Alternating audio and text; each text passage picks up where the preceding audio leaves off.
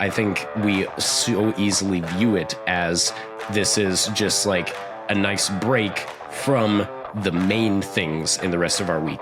The Sabbath is the thing that reminds us what the main thing is, that then allows us to go and do the other things that God has called us to do. At some level, failure to take a Sabbath is failure to acknowledge God and making a conscious decision to say, the world depends on me, my circumstances depend on me, my situation depends on me, and I can't possibly take a day off from that.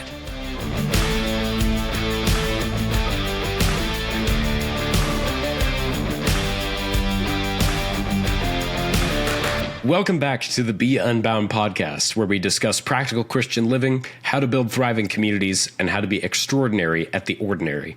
I'm your co-host, David Rethmeyer. And I'm your co-host, Jonathan Brush. And as you may be able to tell, listeners, my voice has still not fully recovered as of yet. Peek behind the curtain is that we often will record multiple episodes in the same recording session. So if you listened last week, you know that I have been recovering from a cold. And it turns out that I'm still recovering from a cold. And we just recorded last week's episode.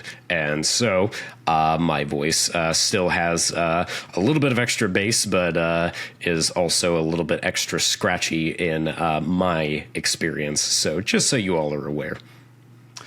Well, that's David just trying to sound cooler than he actually is by deepening his voice and blaming it on a cold. We didn't make him sing last time, and I guess we won't make him sing this time. Thank goodness. But maybe, David, what you should do is take a rest. Do you think you need a break? I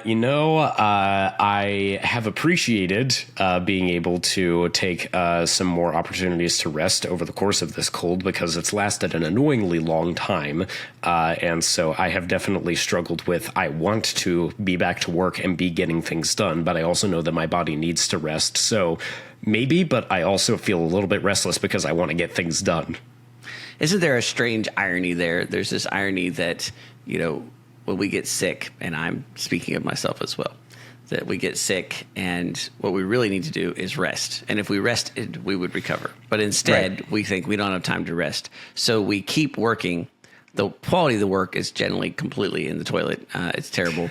And yet then we now extend the sickness because our body's not getting the rest that we need. And it's almost like we're ignoring the specific command. And unfortunately, David, I understand this intellectually, but I almost never practice this in reality.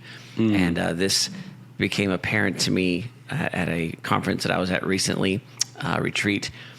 Some of the listeners might know a man by the name of Steve Demme, who has a lot of wisdom and a lot of perspective and has been a good mentor to me over the years in a couple of different areas. And I was at this retreat, and I was basically mentioning that I was tired and I was weary. And, got sympathetic listens that appreciated it. Sort of little break time, and Steve just kind of comes over and he says, I'm just curious, do you tithe? I was like, yeah, I tithe. And he's like, do you tithe like the whole traditional 10%? And I was like, yeah. He says, have you ever tithed and come up short? And I said, no. That's one of the interesting things about tithing in my life is that, I've never written that check and then went back and was like, man, now we can't pay for groceries. It's it always sort of seems like a lot, but that it never works out that that's a problem. And he said, so you trust that God provides for you enough that you tithe all the time? I said, yes. And so Steve's a large person. And so I'm looking up at him and he puts his hand on my shoulder and he said, I just find it's really interesting that you understand that about tithing, but you're willing to ignore that reality when it comes to the Sabbath. Ooh. And the last time I checked, keeping the Sabbath and taking a rest is part of the Ten Commandments. Tithing is not. Wow. So maybe you should think about that. So, about 6 months later, here we are. And David, I'm thinking about that. Which brings us to our question. Wow. Yeah, I don't think we could have asked for a better lead into that. And the question is taking a Sabbath really necessary? And according to Steve Demme, the answer is yes. Yeah, that's when you bring up the Ten Commandments, that's kind of hard to argue with. But I also I think that it's worth a question worth wrestling with, because I think even in Christian culture, now like rest in a non-Christian culture is taken a lot of different directions, and it's just much more of a vacation just for you and your own just kind of selfish desires. And so I think there's a lot of different things about that. But I think especially in a Christian context where we know what a Sabbath is, or at least we have an idea of what it's supposed to be.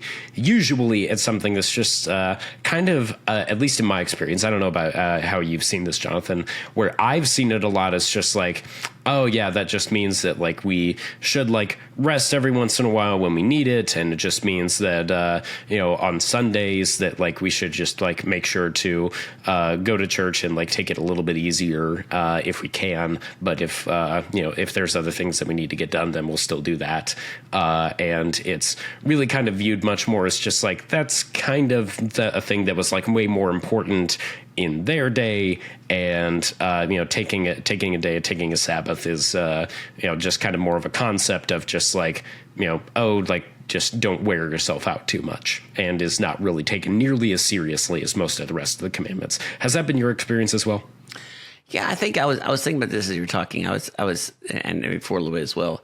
There seems to be two interesting directions on taking Sabbath. If anybody's ever read the Little House books, like the Little House on the Prairie, I think it's in Farmer Boy, right? That they have the. Do they have the? I don't remember. It's been a long time. Yeah, and it could be that they're not even those books. So take that under consideration. But there is at least some stories, and there's lots of stories and experience, and in fact, there's still some examples of this go around today.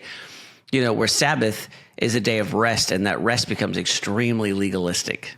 So you're not allowed to sing. You're not allowed to play. You're not allowed. It's a sit still. And I think that was what I remember from this story that I think is in Farm Board, but I could be incorrect. It's like you come home from church and you basically sit all day long, and so there's this legalistic.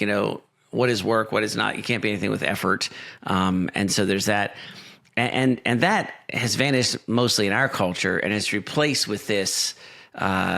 Yeah, well, it doesn't really matter what day of the week it is, and you kind of chill out a little bit, maybe watch some Netflix, take a nap. There's this kind of flippancy about it that is like, yeah, if I get a chance, maybe I'll sort of slow down a little bit, but I'm not really super disciplined about it. And one, of course, robs the Sabbath of any kind of joy and recuperation in some ways, the legalistic side. And the second robs it of any kind of power.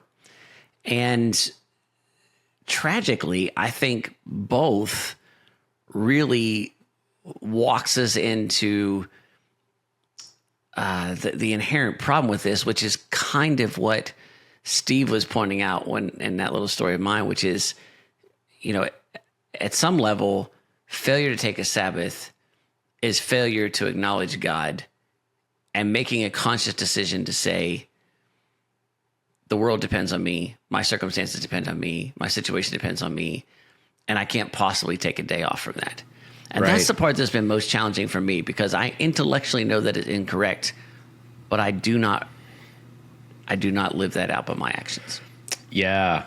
I relate to that, because I feel like a lot of the time I feel like, okay, the way that I justify it in my head is that I see all of the things that I need, quote unquote, to get done, and a lot of those things are very important things. A lot of those things are things that I view in my life as blessings. Whether that's just taking care of the possessions that I have, working on maintaining my home or my car or something like that, or doing things like that.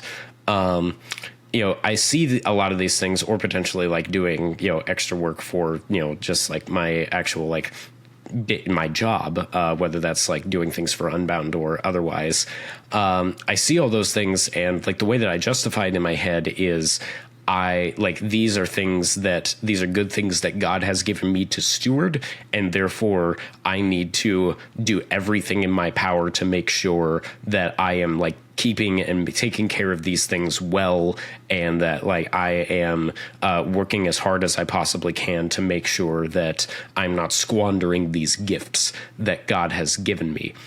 And so that feels like a very noble and righteous way to, to look at it, to justify it. And there is truth to it in that, yes, I do believe that I should be working very hard to make sure that all of the gifts that God has given me, that I am taking care of them well. At the same time, that doesn't acknowledge the reality that they were gifts from God to begin with. And ultimately, if I truly believe that God is as in control as I know that he is, that them being mine, quote unquote, really just means that he has ordained things in such a fashion that the things that are his, I get to participate with and take care of for a season. And they are all ultimately his anyway, and I want them to all ultimately be his. And so, if I believe all of that, and if I also believe the commandment to rest, why would I not trust that even if I can see that there are things to get done, that God is going to work things out in such a way that he is going to make sure that I and the gifts that he has given me are taken care of? It's a challenging question. Yeah, because I think is the Sabbath really necessary? I think that our modern kind of cultural Christian mind says no, because we're released from the law. And so that whole, Sabbath can be whatever day we make it. And it doesn't have to be a specific day of the week. It doesn't have to be. And so there might be some real truth to that in terms of being freed from the law. And certainly, even if you look at what the Hebrews considered Sabbath and what we consider Sabbath is different day, off by one. And so there's some things to understand there. But I think the major problem I see is that there's a quick drift from that to, well, Sabbath is kind of pick and choose. And so the functional answer to is the Sabbath really necessary is no, the way we live it out. The answer, of course, and it kind of begs the answer, is the Sabbath really necessary? Yes, clearly it's a commandment. So the bigger question is why? Why is it really necessary? And I think that there's two things to explore here. The first is the one that we ignore a lot, is that it's a good thing. That it's a good thing. That, you have the creation story, and then God rested. Does God need to rest? Clearly not. He's God. I think theologically we would answer that no. God's all powerful, and so he rested. So I think there's an inherent sense of enjoyment there. He rested to appreciate what he made, and so there is a rest and a celebration and a joy and a be at peace aspect here that we miss, that we often desperately need. And it is combined with exactly what you were talking about, David, which is this, do you really trust? So is the Sabbath really necessary? Yes, because it's a weekly test to see if you really think you're God or you think God's God. And if you ask any of us who profess to be Christians, are you God or is God God, would be like, God's God, I'm not God. God's ways are not. I mean, we could rattle off the scriptures, we could say all that stuff. And then if we examine your life, you'd say, well, if God is God, God is in control of your life. God is in charge of the universe. God holds all things in his hands. God provides. God, fill in all these blanks. And yet here you are not taking a break. Why? And you would answer, because I got things to do. I got things to get done. Interesting. You have things to get done. You have things to do. I was going to say, notice who's the subject of that. Right. And just to be clear to our listeners, I'm saying this as the convicted one. I am not a good Sabbath keeper. Now, I attempt to do it, but I'm just acknowledging publicly, attempt is not the same as succeed. And I've had quite a bit of failure in this area. And I've been slowly growing in this conviction that at heart, I'm failing this weekly test of, are you in charge or is God in charge? I know the answer. I'll be able to give it to you with great articulation, but my actions are often quite different. And that friction is a revelation and part of why the Sabbath is necessary. And then I think it's interesting because it's the gateway, right? How could you truly be at peace in a broken and fallen, sinful world where there's always more things to do than you have time to do? Well, the only way you could truly be at peace is if you truly believe God's in charge. Well, how will you know if God's in charge? Well, if you live your life like he is. Well, what does that look like? It means taking a Sabbath. it means pausing and releasing that to God. And if you're not doing that, it doesn't matter what your excuses are. At some level, you're basically, by your actions, saying you don't really believe God is in charge. I say that as one who's living on that side of things, not the right side of things. Yeah. It is so challenging to do that. And I think we miss so often that these commandments, and especially this command to rest, is not just for our benefit. It is to give us an opportunity to recenter ourselves on what is ultimately important. And there is a reason for that. And there's also a reason why we have the Sabbath day on the same day that we go to church, on the same day that we go and we participate, we worship corporately with other believers. We gather together and we reset and recenter our attention on God, who he is, what he has done, and how that should affect our lives.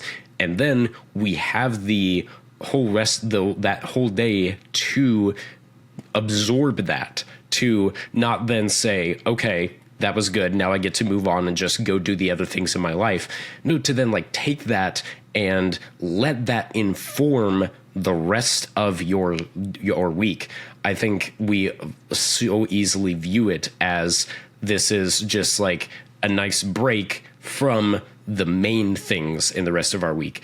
In reality, the Sabbath is the thing that reminds us what the main thing is, that then allows us to go and do the other things that God has called us to do that ultimately contribute to building his kingdom. The Sabbath is the day where we get to focus fully on the kingdom and see how that is going. Get a little glimpse and have just that time to dedicate towards looking towards the kingdom rather than doing the day-to-day work that we are doing, working towards that until then. So, David, that brings us down to the practical pieces then. So what is it that you do practically to observe the Sabbath, as you've articulated well why it's important? And I think that makes a lot of sense. What are some disciplines, some practices that you put in place to help you remember that and to exercise that? Yeah, very good question. Because I think, for one thing, based on what I just said, doing everything in my power to make sure that as much as we are able to go and to worship in church corporately with others on Sundays, even if I don't feel like it. Now, spreading sickness in this particular case, I did not go this last Sunday because I would not like to share my sickness with others. But even if if I wake up on a Sunday morning and I just feel I don't really feel like going to worship, going anyway, because a lot of the times, either on the drive there or once I get there, then that will change. Or even sometimes on that Sunday, it's just I don't really feel like I got much out of that. But it's but doing that anyway and participating in that is helpful, even if my mind has a lot of other things on it. And I think for me, the biggest thing that I try to do is just make sure that it is a day where, as much as possible, the my vocational calling of my 9 to 5 and my anything that is earning me money, I am trying to give my brain a rest from thinking about those things. It's so easy for me to be continuing to think about that or to talk about that with my friends and family, or to just let that kind of continue its way into the Sabbath day. And so just trying as much as possible to just say there are 6 other days of the week that I can think about and look at and try to problem solve all of these things for my job. And today is not the day where I won't need to do that, and I need to release that and just look to focus on the other things, which oftentimes the kind of the last thing I'll point out is that like I try to maximize time with friends and family as much as possible. Sometimes that's just trying to spend intentional time with my wife. Sometimes that's going and hanging out with family or friends and just like enjoying time together. But just, I think, recognizing the value of having good community and other people and just life outside of the things that I tend to be worried about so often, I think is one of the most helpful Sabbath practices for me. So I'm curious, what does it look like for you, Jonathan?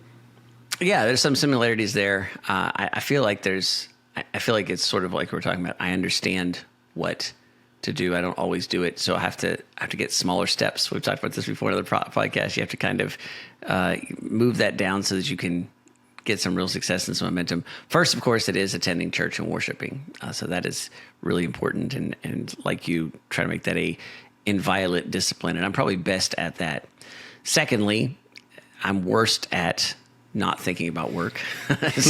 so I strive very hard to do that. I rarely succeed, but when I fail, I acknowledge it as a sin, like that big of a deal. It is a thing I'm supposed to do Monday through Saturday, but it is a sin to do that on a Sabbath, which I observe on Sunday. Like you, I try to say yes to any relational things. Sometimes I'm too tired to plan them, but if somebody else plans them, or if we get invited, or if somebody wants to come over, the answer is yes. More and more, I've tried to attempt to take a nap. I don't really have time for naps the rest of my week, and so that's different. I don't restrict what I eat, and I don't really have major restrictions what I eat anyhow, but I try to be, as I'm getting older, I'm trying to be more conscious about, at least being wise about that. And I set that aside on Sundays and don't worry about it. I know that it would make a lot of sense to just have a digital fast and to turn off cell phones and all those kinds of things. I've not really achieved that, but I've given myself permission to not respond to texts and to not respond to phone calls. And so I only text somebody or only call somebody if I want to. And when I say want to, I don't. Somebody's listening to this saying, "Well, I texted Jonathan. He must not want to really respond." It's not so much even that I want to talk to that person. Is that do I want to take the time to do that, right? And so sometimes just my job is one that I need to be fairly responsive because of my responsibilities, and sometimes I can leave things hanging the rest of the week. So just that psychological freedom to sort of say, I don't have to respond to this right now, can be a big rest area for me. Yeah. And then finally, the last piece is I've been trying to non-guiltily participate in recreational activities. I've worked on the motorcycle the last 2 Sundays, which is fun for me. It wasn't work in the sense that it was labor. It was things that I like to do and really couldn't justify the rest of the week because the motorcycle is. We've talked about this before, that the motorcycle is unnecessary in my life, which means that it's a bit of a worship machine for me. So if I do anything with it, it reminds me of how little I need it. And so it's a reminder of blessing and God's exuberance blessings in my life. And so the chance to work on it is kind of a reminder of like, oh, this is fun.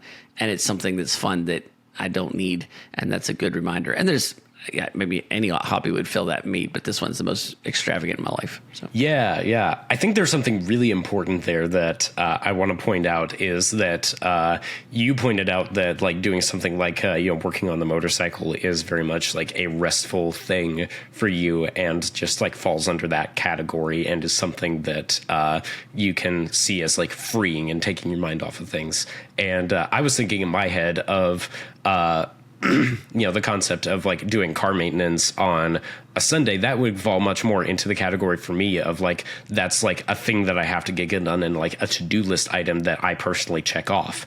And so I think that's worth drawing out because that's something that for me, if I were trying to like do some sort of car maintenance on a Sunday, I personally would feel convicted that that was breaking the Sabbath for me because that falls much more into a category of a work type of task.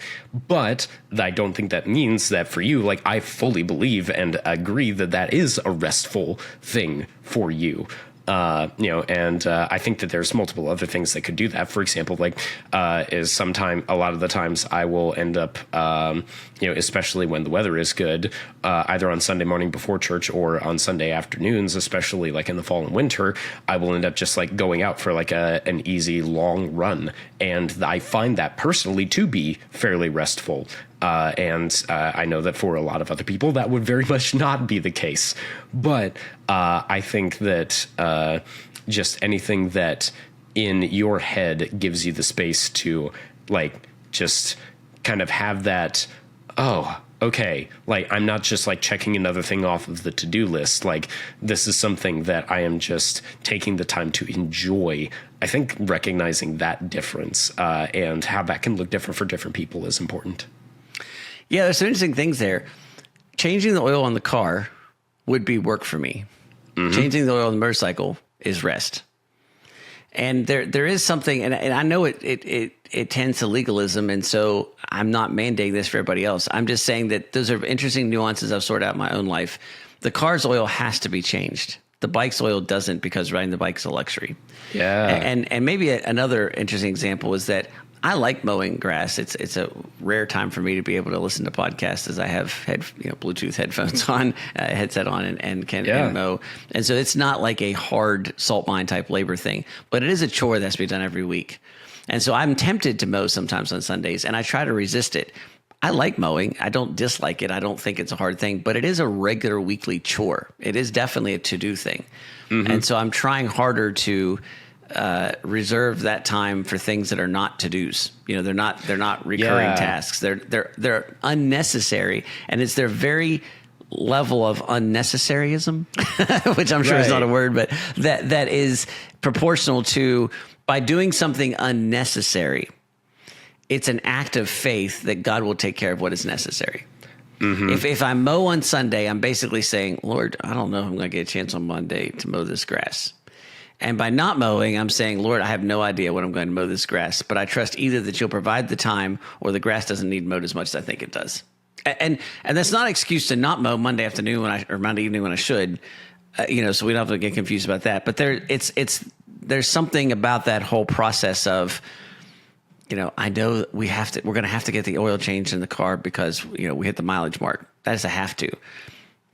Changing the oil in the motorcycle, it's good for the motorcycle, but I don't have to ever ride the motorcycle. It's always a luxury. Mm-hmm. And so that's a different category. And that's one of the ways that I try to sort it.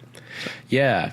I think that's a helpful sorting of it. And like another example for me is meal prep. Like a lot of the times, like on Sundays, either mornings before we leave for church or like after we get back from church, like I'll do a little bit of meal prep. And that's something that can at times be a more of a to-do list item, but because I've found that like cooking and finding recipes that I enjoy meal prepping is more of a thing that I enjoy, and I don't see it quite as much of a to-do list item.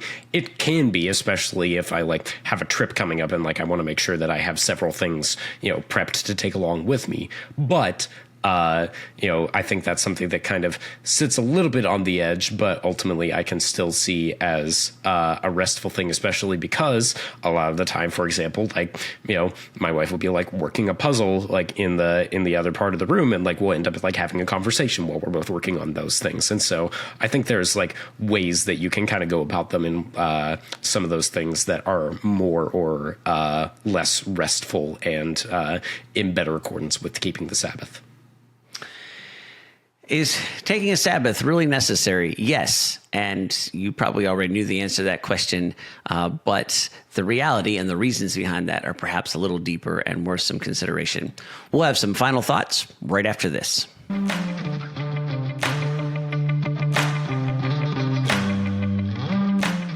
All right, David, in our circles, you're known as the tech person. As a matter of fact, just recently, I just sent you a request and said, hey, my girls need a laptop for school, and their last one is on its last legs. Their old one's on its last legs, so which one do we buy? And you sent it to me, and I told my wife, I said, just buy this. Every time David sends me something to buy, I've done it, and it's always worked out fine. And so you know a lot about technology, and so I think that this question that is interesting, what technology is frustrating you right now and driving you crazy, David? Because you're a more educated answer to this than I'm going to have. Despite the fact that I work with technology and I enjoy technology a lot, there are some technologies that frustrate me to no end. So, I could go on a rant about printers and, how they are some of the most convoluted pieces of technology to ever exist, and how half of the printer industry is designed to scam you out of money. Preach it, brother. However, I'm not going to do that because that would be a whole separate entire episode of the podcast. For this segment, I'm going to talk about something that's been a little bit more directly frustrating to me recently, and that is Meta's advertising suite. Now, for those of you who may hear what it was Meta's advertising suite, so that is Meta is the parent company that owns Facebook and Instagram now that Mr. Zuckerberg is in charge of, and we do here at Unbound a decent amount of advertising, and I also do some advertising for clients on the side using advertising for Facebook and Instagram. I'm not, to be completely honest, super thrilled about the fact that I work in a field that consistently gives money to these companies, because I have some personal reservations about their outlook on humanity. But I can't deny that they're effective, so we make use of them. But the thing that has frustrated me most recently with them is that Meta has decided that they want to introduce a lot of what they call optimizations to help you in your advertising campaigns. They've introduced more and more and more over the last couple of years, especially with AI growing more popular. Now, this started as being something that's relatively innocuous. At first, they just started as, hey, we will just do some automatic, adjustments to the brightness and contrast of the photo that you use for your ad. That's simple enough. If I want that, I could try turning that on. But most of the time, I just turn that off and don't worry about it. Now, where things started to really get frustrating, Jonathan, is when they decided that in the infinite wisdom of our technological overlords at Meta, they decided we're going to try just every once in a while turning on one of our optimizations, even when in none of the hundreds of ad campaigns and creatives that you've run before have you ever turned on one of these optimizations. And so that at first was well, that's kind of annoying, but as long as it's just doing something like adjusting the brightness or contrast, then that's not that big of a deal. Jonathan, do you think that the optimization stayed with just brightness or contrast? I'm just, because I'm a very perceptive person, David, I'm thinking no. Yeah. See, they have continued to develop these optimizations. So then they started having it so that the text options, the text that you see when the ad comes up in your feed, they would create some alternative options for you. And if you weren't careful, you had to very carefully look in a drop-down menu that they would hide and select the option that says do not automatically apply the recommendations, because otherwise Meta's AI would come up with some text that may or may not actually reflect the offer that you're trying to promote. And then here's the most egregious one, Jonathan, is that they just recently came out with one that they started turning on automatically on all of the ads called related media. Now, the idea is that if you upload, just one of the products in your catalog and you use a picture of it as the ad, then they will try to look for other pictures that you have uploaded in the past of similar things, and they will also add it as just an alternative that may perform better on the ad. Now, that could work in theory if all you have are product photos. Now, for us in particular, that really doesn't work when you have very specific offers, for example, local events. And so it becomes very frustrating when all of a sudden you have people who are sending messages to your page who are very confused as to why they are supposed to be getting ads for a local event that we're going to be running in Roanoke, Virginia, when they are getting an image served to them about an event that happened 3 months ago in Alabama. Because Meta decided, you know what, these are actually fairly similar. We're going to go ahead and run this ad image too. So I had to go through every single one of our ads that we are currently running and turn off that feature to avoid them running completely the wrong offer to the wrong segment of the audience, because Meta decided that it wanted to be smarter than me. So, audience, if you haven't gotten this yet, the big takeaway here is if you get an ad from us and it looks totally messed up, it was Meta's fault and not David's. That is unfortunately true only like 99% of the time, but that 99% is still very frustrating. The 1% when it's my fault is also frustrating, to be clear, but it's for different reasons, and I can fix that. You would accept responsibility for that. I would. Or at least I would hope that I would. It's very courageous of you. Thank you.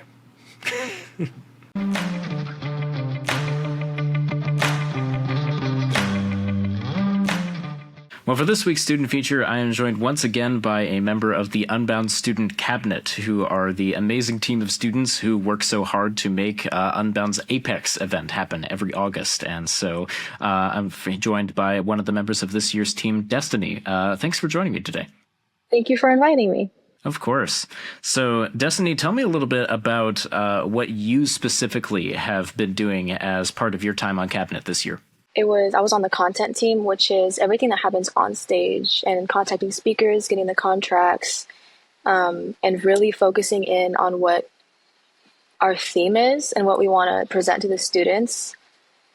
And I think it was a bit difficult for us because this is a really important topic. And we were really picky on who we wanted to be our speakers. So I think we definitely I wouldn't want to say struggled, but we took a lot of time and just studying all of these people that we had in mind to come to the event. And then afterwards, there's also, I'm now in the graduation team and also the welcoming events team. I think they're both going really well. They kind of both have different vibes, but I'm really excited for all the students to come and see what we had planned for the graduation ceremony and the party, and then all of the games that we have prepared for the welcoming party. So that's really cool. Yeah. It seems like you guys are being very intentional about every single little part of what the attendees are going to experience. So that's really cool to see. So for you personally, as part of this whole process, what do you feel like have been the biggest things that you have learned, both in terms of just practical skills, but also just things that you've learned about yourself and how you've worked in a team through your time on Cabinet?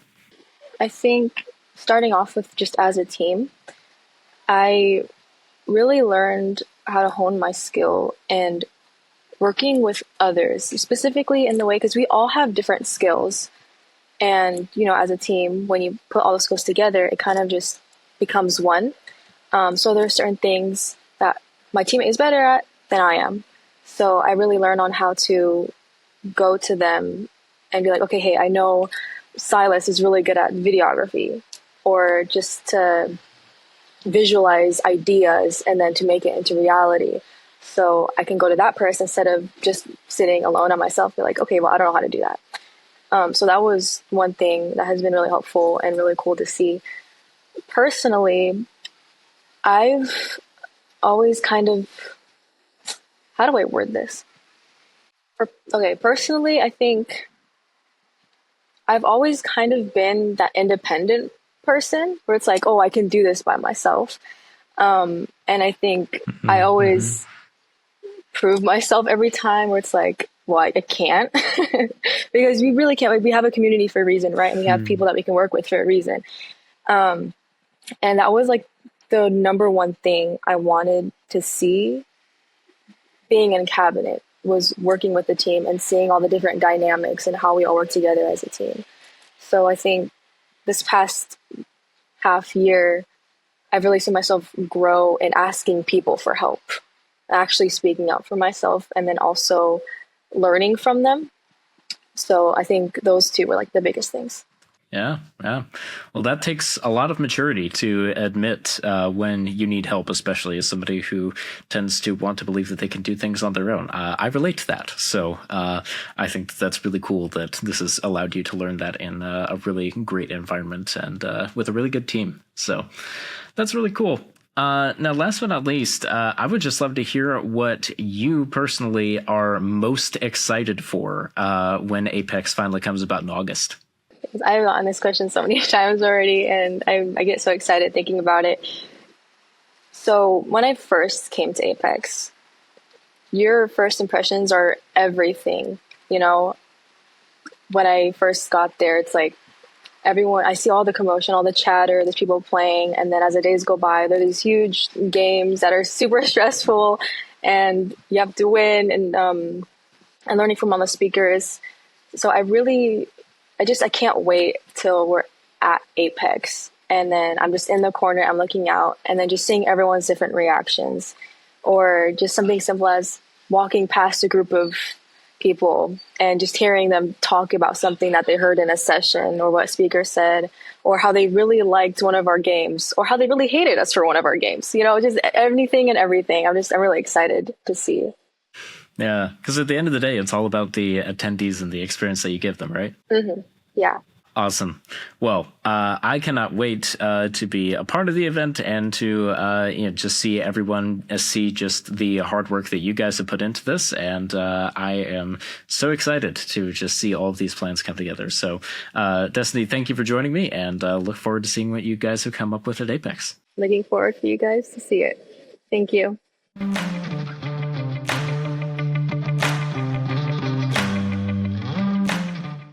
Well, David, this is a good conversation, but it's an uncomfortable one.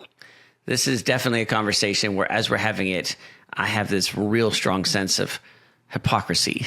And so I just feel it's absolutely necessary for me to come clean on this and say, these things are right. I believe what we're saying here. I think there's a profound truth. And also, I've had a really hard time living this out correctly. And at root, there is definitely a struggle with understanding how to trust God. I think intellectually, I trust God. I think from a faith standpoint, I certainly have massive evidence in my life of God is worthy of trust. And yet there is a constant struggle in my own life to really release and really trust. And that's evidenced by the fact that keeping the Sabbath is necessary. And yet I consistently struggle to do that. And one of the important things of asking that question is it reveals that inadequacy. It reveals that gap. And it's a reminder of what's necessary to work on. And in this case, work on is sort of an ironic term, not work on as in labor, but in fact, the exact opposite. What I need to release, what I need to trust, what I need to rest in and believe God and accept his promise. And even as we're saying that, I'm thinking to myself, you can't forget this, you ridiculous idiot. You're doing a podcast about it. You should remember. Yeah, there's no better way to remember and remind yourself of how important something is than to say that it's important in front of a whole bunch of people. So, listeners, if you end up seeing Jonathan or I, doing a bunch of work on a Sunday, this is your invitation to, give us a little bit of a healthy conviction of that. Which is a little bit challenging. Or worse, call Steve Demme and rat us out. So. Oh, there you go. Yeah, it's a little bit challenging, especially because we do travel for conventions on weekends quite often. And so that makes it a little bit challenging sometimes. But yeah, those days, that's if you really want to challenge, it's to travel on a Sabbath and then take Monday off. I always schedule Monday off. And then I'm like, there's this almost gravitational pull. Like, I'm just going to check one thing. I'm just going to do one thing. And, yeah, which brings us back and maybe sets us up for a topic of another podcast. For me, it's so much more helpful to remember to keep the Sabbath when I start with worship and collective worship. And I can come on Monday and say I'm going to worship, I'm going to pray and maybe even sing some hymns and to read my Bible. And I sometimes do that, but that's not the same as the corporate worship. And I struggle harder to get into the rest of the Sabbath. But that may be a topic for another podcast, a follow-up podcast, perhaps when David sounds a little less deep and gravelly and a little less raspy. And you can decide, dear listeners, whether that is an improvement or not. Until next time, be unbound.